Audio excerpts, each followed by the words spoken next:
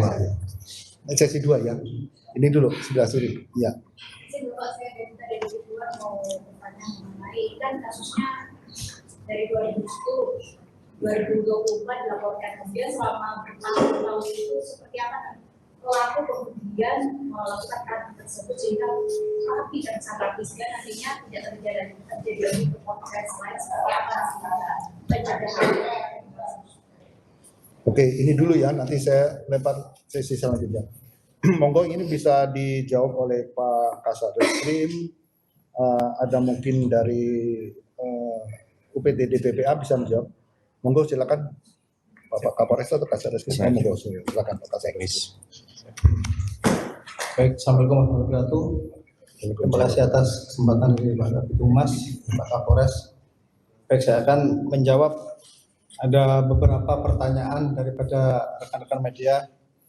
Yang pertama terkait 50 korban, apakah sampai saat sekarang bertambah apa tidak.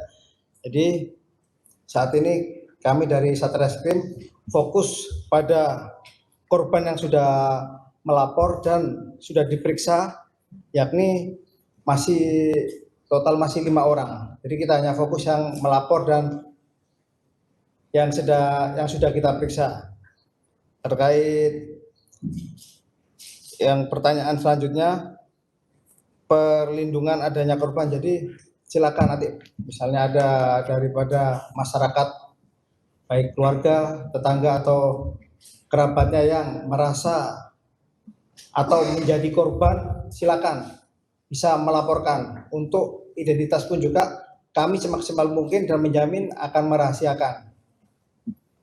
Nah, terus pertanyaan yang terakhir, kenapa kok lama baru selesai? Jadi mohon izin Komandan, rekan-rekan, jadi kasus ini memang dilaporkannya tahun 2024, tepatnya bulan Juli. Nah, terlepas mulai awal mulanya tadi disampaikan dari tahun 2020, jadi korban ini baru berani speak up melapor setelah kebanyakan setelah lulus dari tamat dari pondok tersebut dan berani melaporkan. Jadi awal pelaporan di tahun 2024 hanya 5 korban yang sudah melaporkan dan 3 sudah dicabut.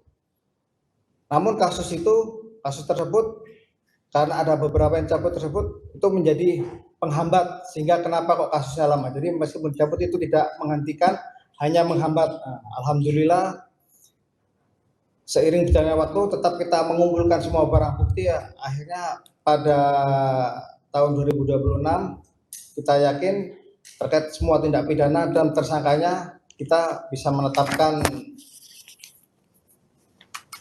terlapor sebagai tersangka.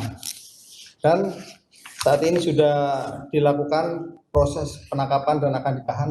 Selanjutnya tinggal kita melakukan pemberkasan. Terima kasih Pak Kasat Reskrim.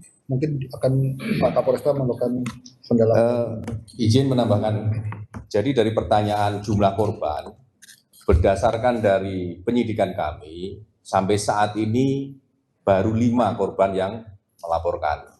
Nah, untuk penambahan korban apabila ada masyarakat yang mau melaporkan, menginformasikan, baik itu saksi korban, kami membuka layanan posko pengaduan. Yaitu tadi sudah kami sampaikan di slide, posko pengaduan ini khusus untuk tindak pidana pencabulan ini yang akan kita akomodir. Berdasarkan kita sampaikan juga terkait dengan nomor-nomor aduan dan juga nanti kerahasiaan, keamanan daripada saksi maupun korban. Kenapa demikian? Karena proses ini kami mengharapkan bantuan dari semua masyarakat, keterbukaannya untuk bagaimana bisa menjerat tersangka ini betul-betul bisa maksimal ancaman pidananya.